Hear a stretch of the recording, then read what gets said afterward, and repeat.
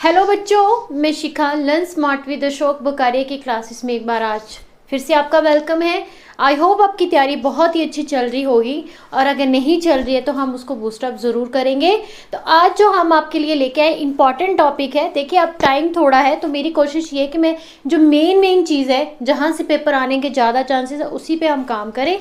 बाकी तो पूरी बुक ही इंपॉर्टेंट है पर वो चीज़ें ना पढ़े जो कि इतनी खास इंपॉर्टेंट नहीं है। ठीक है, तो इसके बाद जैसे ही आपके बच्चों एग्जाम्स हो जाएंगे तो हम आपका कॉन्टीन्यूसली सेशन लेंगे कि आपको अच्छे से प्रिपेयर करेंगे for the NEET for the JEE. तो प्लीज़ चैनल को ज़रूर सब्सक्राइब करें। ठीक है, तो बच्चों आज का जो टॉपिक है हमारा वो है cell, EMF and internal resistance. Internal resistance बहुत इजी सा टॉपिक है बट थोड़ा सा क्या रहता है कि बच्चों को ये कॉम्प्लिकेट लगता है। क्यों?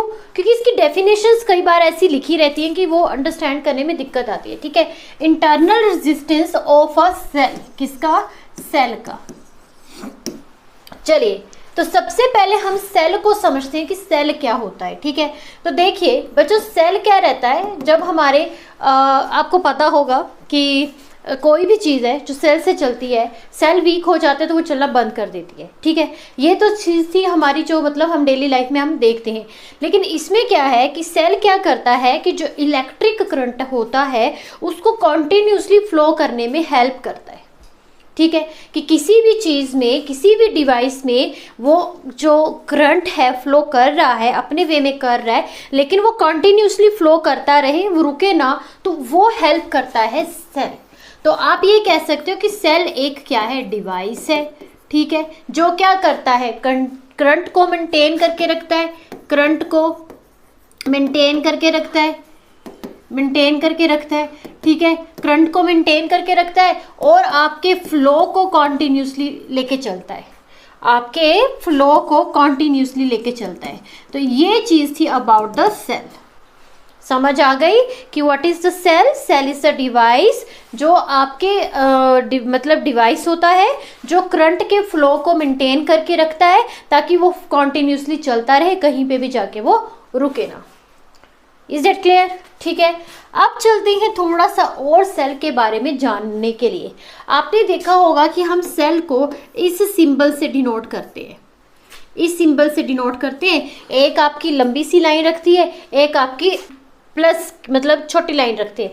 तो ये जो लॉन्ग जो साइड होती है, ठीक है, ये जो लॉन्गर साइड होती है, ये लॉन्गर टर्मिनल भी कहते हैं हम इसको। लॉन्गर टर्मिनल्स जो होते हैं ये कौन सा होता है? पॉजिटिव टर्मिनल होता है। जो लंबी वाली साइड होती है ये आपकी पॉजिटिव टर्मिनल रहती है और ये जो छोटी वाली होती है मीन्स की जो शॉर्ट होती है वो आपकी रहती है नेगेटिव टर्मिनल। ठीक है, तो यहाँ पे आप लिख सकते हो कि नेगेटिव और यहाँ पे आप मेंशन कर सकते हो पॉजिटिव। तो ये है सेल का पिक्टोरियल सिंबल। ठीक है, कि जहाँ पे भी ये चीज़ें बनी होगी तो आपको पता चल जाएगा कि this is your cell. Clear? Okay, अब देखते हैं थोड़ा सा और आगे। हमारे पास में जो सेल ने ये दो रोड्स जो कंटेन करके रखी हैं इसको हम कहते हैं इलेक्ट्रोड्स। ठीक है, जब हम इस रोड को या इन प्लेट्स को किसी भी केमिकल सॉल्यूशन में क्या कर देते हैं? डिप कर देते हैं। किसी भी केमिकल सॉल्यूशन में इसको डिप कर देते हैं। ठीक है, डिप करने के बाद क्या होगा? ये बदल जाएगा आपका इलेक्ट्रोलाइट्स में। ठीक है, इलेक्ट्रोलाइट्स में बदल जाता है कि a cell consist of two rods और प्लेट कॉल्ड इलेक्ट्रोड्स। ठीक है, and are dipped in a chemical solution is known as a electrolyte. तो इस चीज का ध्यान रखिएगा कि इलेक्ट्रोलाइट्स क्या होते हैं। जब हमारे पास में सेल के जो रोड्स होती हैं या प्लेट्स होती हैं, जब हम उनको केमिकल सॉल्यूशन में क्या करा देते हैं? डिप कर देते हैं। डिप करने के बाद वो हमारे पास में इलेक्ट्रोड्स कन्वर्ट हो जाते हैं इलेक्ट्रोलाइट में। अब आपको इलेक्ट्रोलाइट का थोड़ा सा याद होगा। ठीक है, आपने क्या पढ़ा था शुरू में जब आपके पास में सॉलिड था, लिक्विड था, गैसेस था, उसमें आपने ये पढ़ा था कि गैसेस जो है वो एक इंसुलेटर की तरह काम करती हैं, लेकिन वो आयनाइज्ड उसको जब करवाते हैं तब वो मतलब उसमें वे में आ जाते हैं, उसमें भी करंट कैरियर निकल आते हैं, ठीक है। लेकिन जो आपका लिक्विड था, तो लिक्विड में ये था कि सम लिक्विड जो होते हैं, कुछ लिक्विड्स क्या करते हैं, ये मैंने करवा रखा है, कुछ लिक्विड्स क्या करते हैं, करंट को जाने देते हैं, करंट को फ्लो करने देते हैं, ठीक है। तो उसको हम क्या कहते थे, इलेक्ट्रोलाइट्स उसको भी कहते थे, ठीक है, उसको भी हम इलेक्ट्रोलाइट्स कहते थे। तो ये वही सॉल्यूशंस है जिसमें हम अपने सेल को डिप करेंगे ताकि वो इलेक्ट्रोलाइट में कन्वर्ट हो जाए। अब आगे चलते हैं, ये चल गया पता आपको अबाउट द सेल, ठीक है, कि सेल एक डिवाइस है जो कि करंट को कॉन्टिन्यूसली फ्लो करने में हेल्प करता है, मेंटेन करके रखता है। उसका सिंबल देख लिया, longer side is the positive terminal and smaller side is the negative terminal, clear. अब चलते हैं आपके ईएमएफ पे। ईएमएफ की फुल फॉर्म क्या है, इलेक्ट्रोमोटिव फोर्स, इलेक्ट्रोमोटिव फोर्स। तो देखिए बच्चों, इसके अंदर हम सारा का सारा पोटेंशियल ही पढ़ते हैं, लेकिन अलग अलग तरह से। अगर मैं आपको बिल्कुल सिंपल वे में बताऊं तो ये जो इलेक्ट्रोमोटिव फोर्स होती है ना, ये एक तरह का पोटेंशियल ही होता है। लेकिन ये पोटेंशियल कब निकलता है, जब आपका सर्किट ओपन होता है। सर्किट क्या होता है, ओपन होता है, ठीक है। तो इसकी डेफिनेशन क्या बनती है, इसकी डेफिनेशन ये बनती है कि जो पोटेंशियल डिफरेंस होता है, potential difference between the two terminals ही निकालेंगे हम, ठीक है, बिटवीन द टर्मिनल्स ही निकालेंगे, ठीक है, between its terminal in a open circuit, in a open circuit and is known as electromotive force। तो आगे जाके आपको आएगा terminal potential difference and electromotive force. तो दोनों में एक माइनर सा ही फर्क है कि इसमें सर्किट ओपन रहता है, उसमें सर्किट क्लोज रहता है। जब सर्किट ओपन होगा तो बच्चों करंट फ्लो नहीं करता, ओपन के अंदर no current flow, no current, कोई करंट नहीं रहता सर्किट जब ओपन है, ठीक है। सर्किट जब ओपन है, देखिए सर्किट ओपन का क्या मीनिंग है ना, सपोज करिए ये आपका सर्किट ओपन, मतलब सर्किट है, जैसे इसको सपोज कर लेते सर्किट है। यहां से क्या किया, यहां से मैंने बैटरी लगा दी। अब ये आपको पता क्या करता है, करंट को फ्लो कंटिन्यूसली फ्लो करने का काम करता है सेल। अब क्या होगा कि ये जो है, मान लीजिए कि करंट आपका मान लीजिए चल रहा है, सपोज करिए चल रहा है, सडनली मैंने क्या किया कि यहां से इसका रास्ता खोल दिया, तो इसका कनेक्शन इससे टूट गया, तो करंट फ्लो नहीं करेगा, करंट फ्लो नहीं करेगा इन ओपन के अंदर। लेकिन क्लोज्ड किसको की कहते हैं, कि व्हेन की इज ओपन, व्हेन की इज क्लोज्ड, ठीक है। आपको पता होगा कि की केस इसको यहाँ पे डिनोट करते हैं, की कहते हैं कि जब आप की ओपन रखोगे करंट फ्लो नहीं करेगा, की को क्लोज रखोगे तो करंट फ्लो करेगा, ठीक है। तो EMF क्या है, this is the potential difference between the to terminal in the open circuit, clear. Means कि नो करंट फ्लो, कोई करंट फ्लो नहीं करता है, तब जो पोटेंशियल डिफरेंस होता है उसको हम क्या कहते हैं, EMF कहते हैं। दूसरे वे में आप ये भी समझ सकते हो कि जब आपके सर्किट के अंदर कोई भी करंट फ्लो नहीं कर रहा है, तब आप उस पोटेंशियल को EMF कहते हो, ठीक। अच्छा जी, अब आते हैं इसके SI यूनिट पे। SI यूनिट EMF, तो किसकी बात कर रहा था, ये पोटेंशियल डिफरेंस की बात कर रहा था ना, तो एक तरह का ये पोटेंशियल ही हुआ। देन पोटेंशियल किसके बराबर होता था, energy by test charge, work by test charge या energy by test charge, energy भी लिख सकते हो इसको, energy by test charge is equal to potential, is equal to potential, ठीक है। देन एनर्जी का यूनिट रहता था जूल, इसका चार्ज का कूलम, और अब किसके बराबर होगा ये वन, पोटेंशियल लिख लेते हैं ना यहाँ पे, पोटेंशियल, तो ये बना जूल पर coulomb is equal to potential, and ये किसके इक्वल होता है, वोल्ट के। जो यूनिट आपका पोटेंशियल का रहता है वही यूनिट आपका EMF का भी होगा। तो एक तरह से तो ये पोटेंशियल ही है ना, क्योंकि ये जब ओपन सर्किट है उसको हमने नया नाम दे दिया, EMF है तो ये पोटेंशियल ही है, ठीक है। तो यूनिट इसका जरूर पढ़िएगा। क्यों यूनिट में कह रही हूँ, क्योंकि कंफ्यूजन रहेगा, बच्चे सोचेंगे यार ये तो F है, मीन्स की फोर्स है, फोर्स में तो ऐसा कुछ होता ही नहीं है, बट असल में क्या है, ये पोटेंशियल है। पोटेंशियल का ही नाम इन्होंने EMF दे दिया जब आपका सर्किट क्या था, ओपन था, ठीक है, तो ये सिंपल सी डेफिनेशन है। मैं आपको बता दूं, अब क्या है, पेपर हर चीज का टाइम चेंज हो रहा है, ठीक है। पहले आते थे बड़े बड़े क्वेश्चंस की स्टेटमेंट दे दी देन ड्राइव द एक्सप्रेशंस, अब ऐसा नहीं होगा। अब आपको जैसे कि एक ही, जैसे मान लीजिए कि 4 नंबर का क्वेश्चन है तो उसमें पहले आपको डेफिनेशन पूछी जाएगी कि डिफाइन करिए, फिर आपको बोला जाएगा कि यूनिट लिखिए, फिर आपको बोला जाएगा कि मे बी डायरेक्शन या जो भी है इसके बारे में कुछ बताइए, लास्ट में आ जाएगा कि थोड़ा सा इसको और इलेबोरेट करके एक्सप्लेन करिए। तो देखिए 1 नंबर इसका, 1 नंबर इसका, 1 नंबर इसका, 1 नंबर इसका, तो इस तरीके से आपको स्टेप बाय स्टेप क्वेश्चंस आएंगे पेपर में। कि ये मत सोचिएगा कि सीधी सीधी एक्सप्रेशन, क्योंकि बच्चे एक्सप्रेशन पे ज़्यादा काम करते हैं, इन छोटी चीज़ों को स्किप कर देते हैं। एक्सप्रेशन तो तुम कर ही लोगे, कुछ ना कुछ तो लिख ही आओगे, लेकिन इसमें क्या करोगे जब डेफिनेशंस आएंगे, तो इन चीज़ों पे ज़्यादा जोर डालना है। जब आप छोटे छोटे क्वेश्चंस करोगे तो वो ऑटोमेटिकली बड़े हो ही जाएंगे। क्लियर। अब आते हैं नंबर 2 पे। ईएमएफ डिस्कस कर लिया, सेल डिस्कस कर लिया, अब आते हैं बारी terminal potential difference. Terminal potential difference, ठीक है। अब हम वही बात कर रहे थे कि जो आपका ईएमएफ होता है वो आपका आता है इन ओपन सर्किट में। अब इसके अंदर क्या है, सेम एज आपको पोटेंशियल डिफरेंस फाइंड आउट करना है between the to intervals when circuit is closed.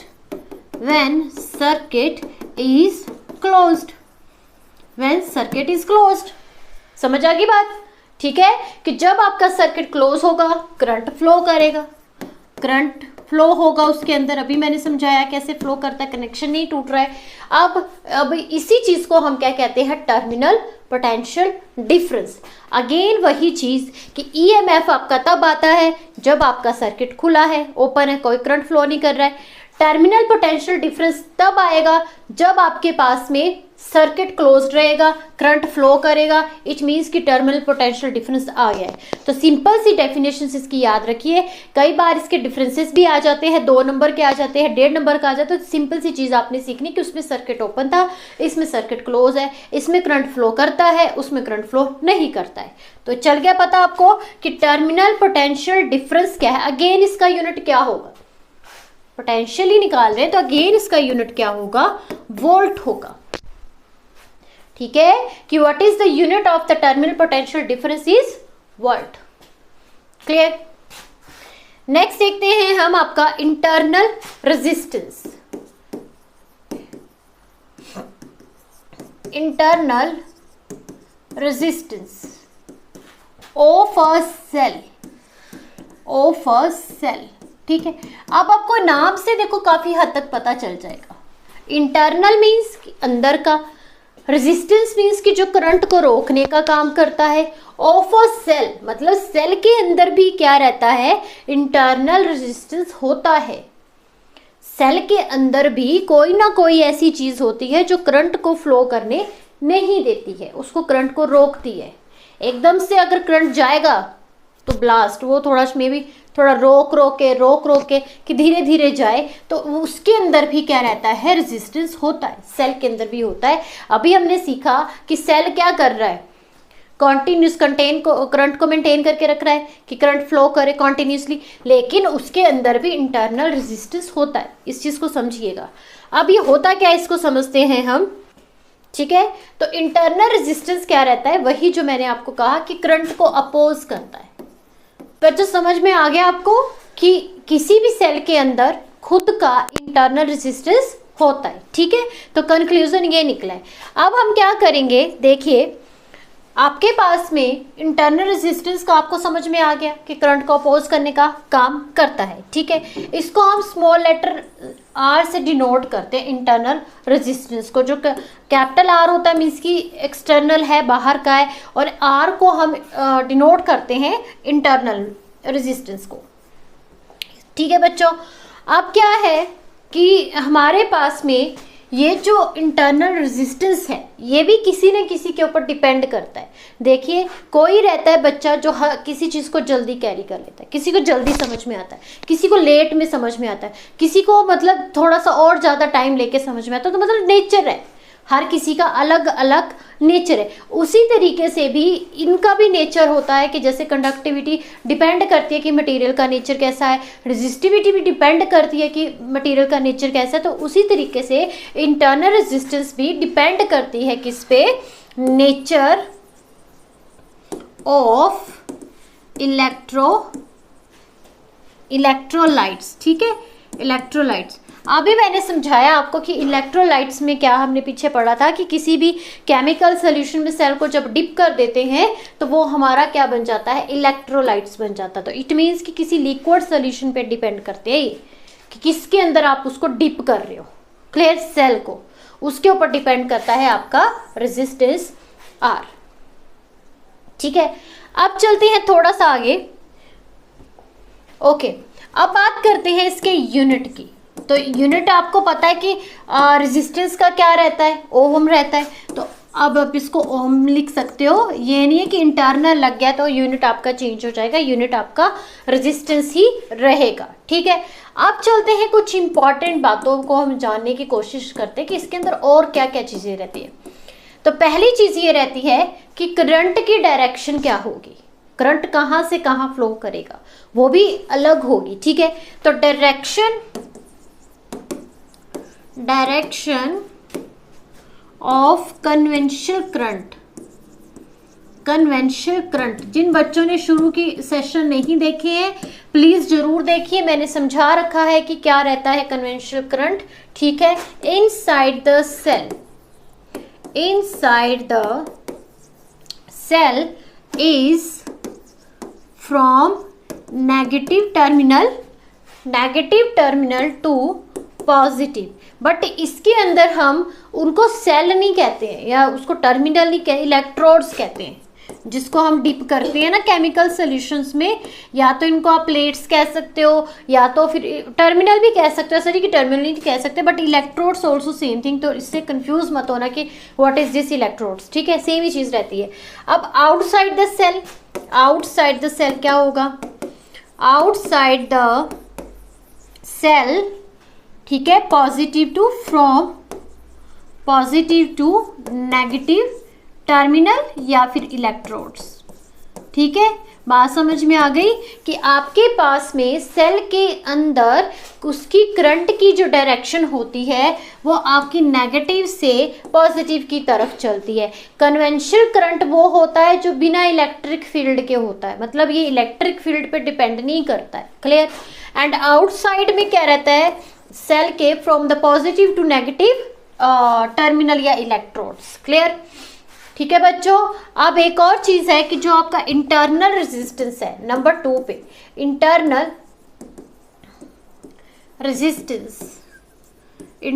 Resistance, एक तो ये डिपेंड किस पे करता था कि आप कौन से सोल्यूशन में उसको डिप करोगे, सेल को। ठीक है, कि आर आपका एक डिपेंड करता था कि आप सेल को कौन से सोल्यूशन में डिप कर रहे हो। दूसरा ये डिपेंड करता है टेम्परेचर पे, किस पे डिपेंड करता है, टेम्परेचर पे, इंटरनल रेजिस्टेंस। अगर आपका इंटरनल रेजिस्टेंस किसी भी सेल का इंक्रीज होता है, बढ़ता है, इसका मीनिंग क्या है कि टेम्परेचर कम पे आप उसको बढ़ा रहे हो, उल्टा काम करता है। ठीक है, कि अगर आपका इंटरनल रेजिस्टेंस किसी भी सेल का क्या हो रहा है, इंक्रीज हो रहा है, इट मीन्स कि temperature of a cell is decrease. बात समझ में आ गई। अगर इंक्रीज करेगा टेम्परेचर तो मतलब इंटरनल रेजिस्टेंस डिक्रीज करेगा, वाइस वर्सा, अपोजिट काम करता है। ठीक है, जैसे जैसे टेम्परेचर बढ़ता जाएगा इंटरनल रेजिस्टेंस घटता जाएगा। ठीक है बच्चों, अब चलते हैं थोड़ा सा आगे आपका। तो बच्चों देखिए, ये मैंने 2 आपके सामने डायग्राम बनाए हैं। ठीक है, किस लिए, क्योंकि हमको इंटरनल रेजिस्टेंस के बारे में जानना है, इंटरनल रेजिस्टेंस को फाइंड आउट करना है। ठीक है, और दूसरी मेन चीज़ है कि हमको ये देखना है कि आपका टर्मिनल पोटेंशियल डिफरेंस में और ईएमएफ में क्या फ़र्क है।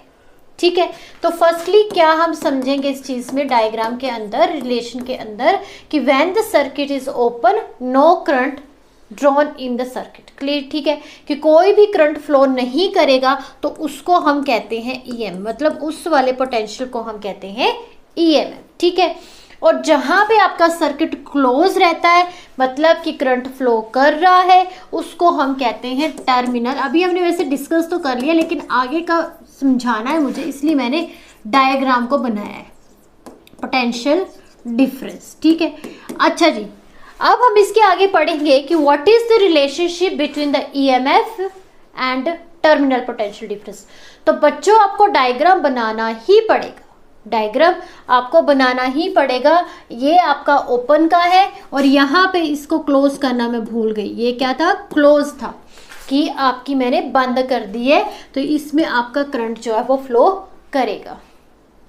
ठीक है, ठीक है। डायग्राम बनाने का पर्पस क्या है कि जब हम इसका रिलेशन बनाएंगे, relationship between the potential, terminal potential difference and EMF, तो आपको इसका डायग्राम प्लॉट करना ही पड़ेगा। ठीक है, चलिए रिलेशन पे चलते हैं कि क्या आता है रिलेशन दोनों में, क्या मतलब सिमिलैरिटीज हैं, क्या मतलब संबंध क्या है दोनों में, रिलेशन क्या है। ठीक है, एंड टर्मिनल पोटेंशियल डिफरेंस। ठीक है, ये आपका V होता है, ईएमएफ को हम E कहते हैं, इस चीज़ का ध्यान रखिएगा इस केस में, EMF as a E and potential difference as a V। ठीक है, अच्छा जी, अब हम चलते हैं आपके बारी बारी से कि क्या कैसे कैसे हम इसमें कर सकते हैं।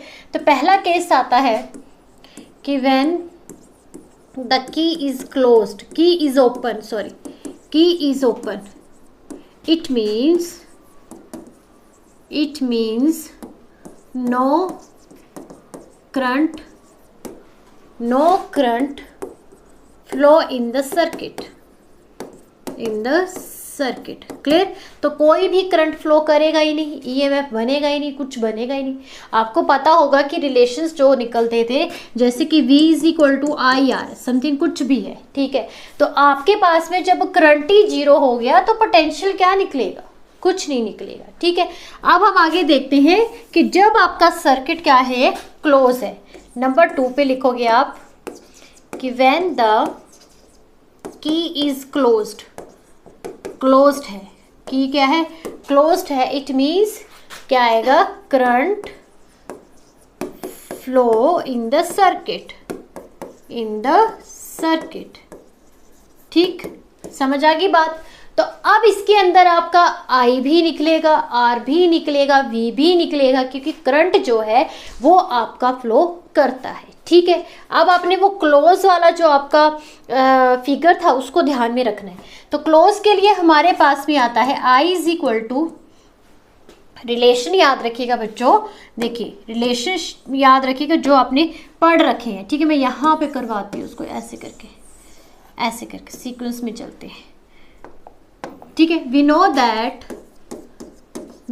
दैट कि V is equal to I R होता है, सॉरी I इंटू आर होता है, मैं ओवर में लिख रही हूँ, I R होता है। ठीक है, तो उसमें तो करंट जीरो था, तो करंट तो जीरो खत्म हो गया। इसमें करंट देखते हैं कितना निकलता है, B over I is equal to I। ये था सिंपल रिलेशनशिप था हमारा जब ऐसे होता है। लेकिन सर्किट को अगर आप ध्यान से देखोगे तो वहां पे रेजिस्टेंस 2 थे, एक इंटरनल था, एक उसका एक्सटर्नल था, एक बाहर बनाया था, एक अंदर बनाया था, और वो किस कॉम्बिनेशन में था, सीरीज कॉम्बिनेशन में था। तो इक्विवेलेंट रेजिस्टेंस कितना आएगा, इक्विवेलेंट रेजिस्टेंस आएगा R प्लस R। ठीक है, एंड पोटेंशियल क्या था आपके पास में, ईएमएफ ही था ना, मतलब E कह सकते हो उसको।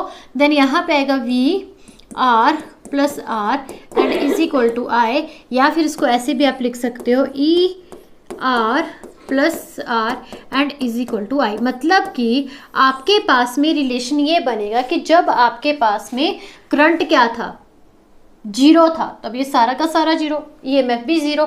जब आपके पास में करंट कुछ ना कुछ आएगा तो EMF potential both are the same thing, depend करता है करंट फ्लो कर रहा है कि नहीं कर रहा है। तो ये मत सोचना कि यहाँ पे ई क्यों लिखा है, वी क्यों लिखा है, दोनों सेम ही चीजें हैं।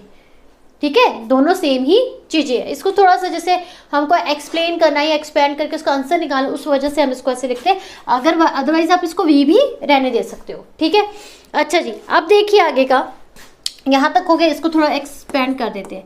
तो ये बनेगा R I and R I। तो V हमने क्यों नहीं लिखा था, क्योंकि यहाँ पे V जो बन जाएगा, V is equal to V, सारा का सारा हट गया। तो हम कहाँ पे पहुँचे थे, I is equal to E, है ना, आर प्लस आर पे पहुंचे थे, then I R plus R I and is equal to E.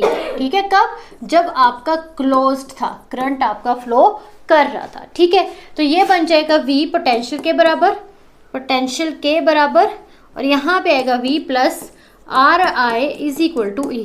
तो ये रिलेशन आएगा हमारे पास में बिटवीन द EMF, ये EMF है आपका, और ये आपका पोटेंशियल है, टर्मिनल पोटेंशियल जो आपने निकाला था। ठीक है, टर्मिनल पोटेंशियल डिफरेंस। तो ये रिलेशनशिप आता है कब? जब आपके पास में सर्किट क्या रहता है? क्लोज्ड था। Is that clear? समझ आ गई बात? आप देखते हैं दूसरा रिलेशनशिप क्या होगा कि जब सर्किट क्या है? ओपन। व्हेन द, एक तो ये सीखा ना हमने कि सर्किट में आपके ओपन में करंट फ्लो करता नहीं है, लेकिन हमको रिलेशनशिप फाइंड करना between the EMF and terminal में। तो when the circuit is open means कि करंट फ्लो नहीं करता। शुरू में हमने पढ़ा, फर्स्ट पॉइंट में पढ़ा हमने।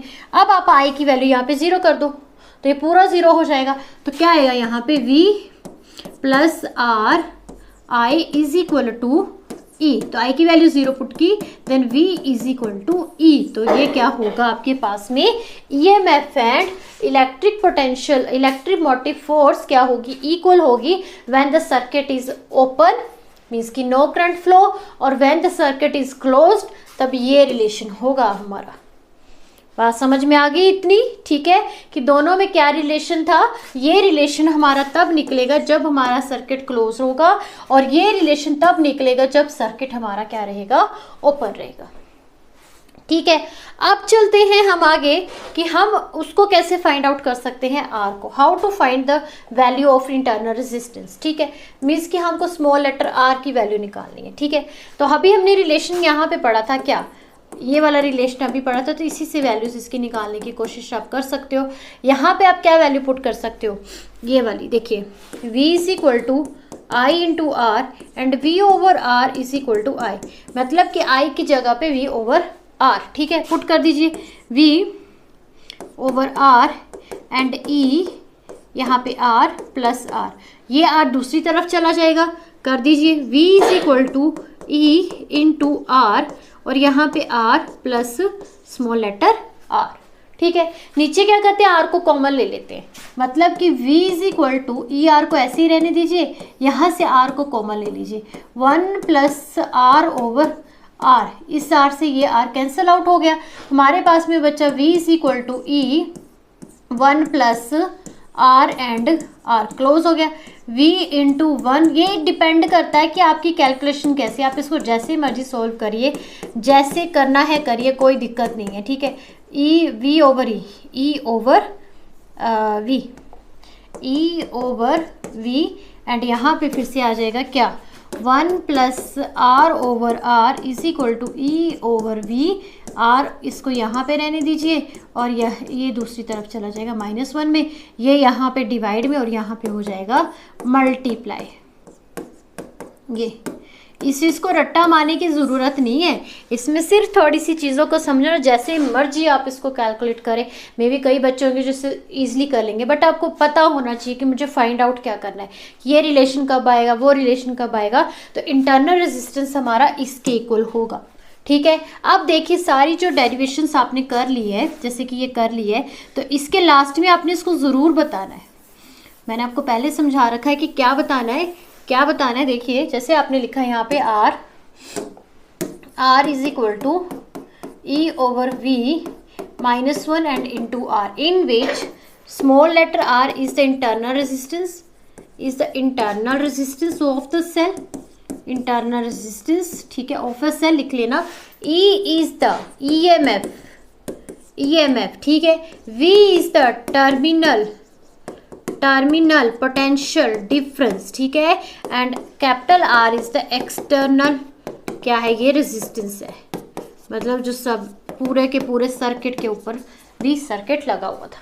ठीक है, समझ आ गई बात? चलें आगे। अब लास्ट टॉपिक आपका बचता है कि what is the difference between the EMF means की E एंड आपका पोटेंशियल जो था। ठीक है, तो इस केस में क्या आएगा? सर्किट क्या होगा? ओपन होगा, नंबर 2 पे no current flow, no current flow करेगा। और कुछ आपको याद है तो लिख सकते हो। अच्छा, जब आपके पास में वो था, ओपन था, तो रिजल्ट क्या आया था, EMF is equal to potential के। ठीक है, ये चीज़ें लिख सकते हो। और इसमें आपने क्या पढ़ा कि सर्किट आपका क्लोज्ड था, इसमें क्या था, करंट फ्लो कर रहा है, करंट फ्लो करता है। ठीक है, और इसमें आपने क्या पढ़ा कि I is equal to E over R plus R के बराबर ये रिलेशन आता है, करंट मीन्स कि आता है। तो EV का भी आपने निकाला था, इसमें क्या था कि E था, I think EV plus R, I R कुछ भी था, V plus I R is equal to क्या था, E था, है ना। तो ये रिलेशन हमने यहाँ पे फाइंड आउट किया था। तो बस जो आपने पढ़ रखा है उसी को आपने डिफरेंसेस में लिखना है। बात करते सिमिलैरिटी, तो सिमिलैरिटी में एक ही चीज़ है कि यूनिट इसका वोल्ट रहेगा, बस ये सिमिलैरिटी इसमें। ठीक, दोनों पोटेंशियल है तो दोनों का यूनिट वोल्ट रहेगा। ठीक है, तो बच्चों आज के लिए इतना ही। आई होप सेशन आपको अच्छा लगा होगा। अगर आपको सेशन अच्छे लग रहे हैं प्लीज़ लाइक ज़रूर कीजिए और प्लीज़ कमेंट करके बताइए जो भी इंपॉर्टेंट टॉपिक आपको समझनी है या कैसा समझ में आ रहा है या कोई भी डाउट है। एंड आज के लिए इतना ही। प्लीज़ चैनल को भी ज़रूर सब्सक्राइब करें। Thank you for watching.